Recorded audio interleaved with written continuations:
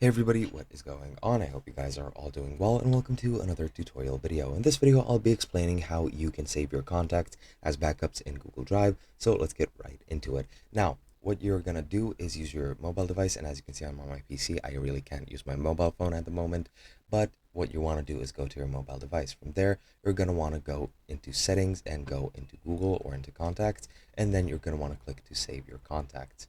But yeah, what you can access from settings is your Google settings and just enter Google, and you can go into make sync ups or backups, and you can easily just enable for Google to automatically create backups of your contacts and your mobile phone numbers on your device. And it is very easy to do. You just check it on and it should start automatically backing up at that very moment. Now, I've never personally tried this, so I can't guarantee how it will work, but I have heard very good things about it, and it works really well from what I hear. And there's also a different thing that you can use, and instead of Google Drive, you can go ahead and use Google Contacts, and you can create Google Contacts through them very easily, as you can see, and you can save them there, and they will be saved as your backups for any future use. But in essence, that is pretty much all there is to it. Hope you guys enjoyed, and I'll be seeing you guys in another video.